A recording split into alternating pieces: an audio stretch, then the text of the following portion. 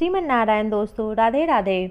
हिंदू धर्म में मार्गशीर्ष महीने की कृष्ण पक्ष की एकादशी तिथि का खास महत्व है। इस दिन को उत्पन्ना एकादशी कहा जाता है। एकादशी के दिन विधि विधान से भगवान विष्णु की पूजा अर्चना की जाती है। एकादशी तिथि भगवान विष्णु को समर्पित है। हिंदू पंचांग के अनुसार यह माह में 2 बार एकादशी तिथि पड़ती है, एक कृष्ण पक्ष में और एक शुक्ल पक्ष में। साल में कुल 24 एकादशी पड़ती हैं। एकादशी व्रत में व्रत कथा पढ़ने और सुनने का बहुत अधिक महत्व है।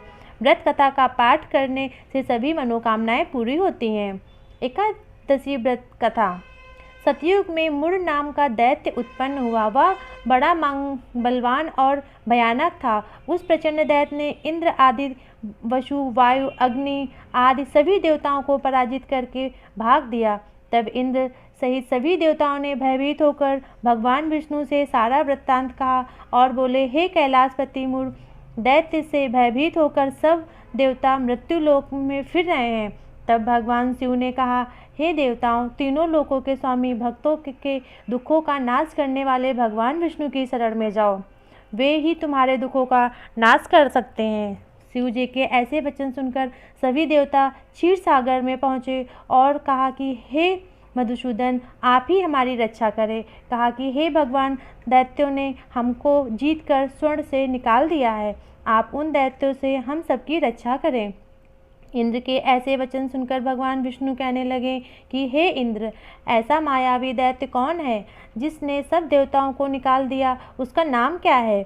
उसमें कितना बल है और किसके आश्रय में है तथा उसका स्थान कहाँ है?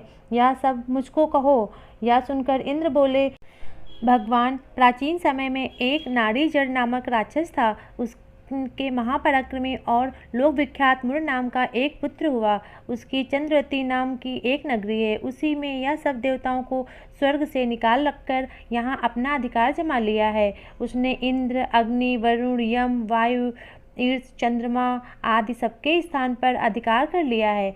सूर्य बनकर स्वयं ही प्रकाश करता है, स्वयं ही मेघ बन बैठा है और सबसे अजेय है। हे असुर निकंदन, उस दुष्ट को मारकर देवताओं को अजेय बनाए। यह वचन सुनकर भगवान ने कहा, हे देवताओं, मैं शीघ्र ही उसका संहार करूँगा। तुम चंद्रवती नगरी जाओ।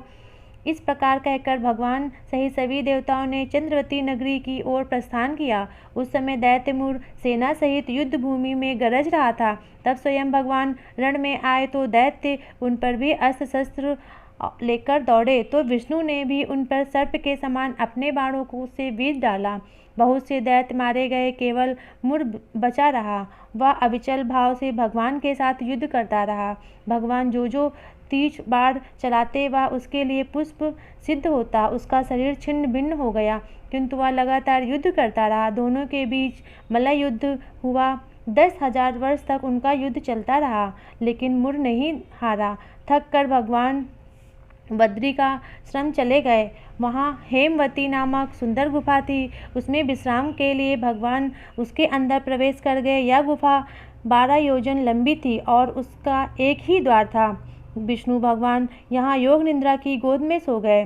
मुर भी पीछे पीछे आ गया और भगवान को सोया देखकर मारने को उद्यत हुआ। तभी भगवान के शरीर से उज्ज्वल क्रांतिमय रूप देवी प्रकट हुई। देवी ने राक्षस मुर को ललकारा, युद्ध किया और उससे तत्काल मौत के घाट उतार दिया। श्री हरि जब योग निद्रा की गोद से उठे तो सब बातों को जानकर उस देवी से कहा कि आपका जन्म एकादशी के दिन हुआ है, अतः आप उत्पन्ना एकादशी के नाम से पूजित होंगी। आपके भक्त वही होंगे जो मेरे भक्त हैं।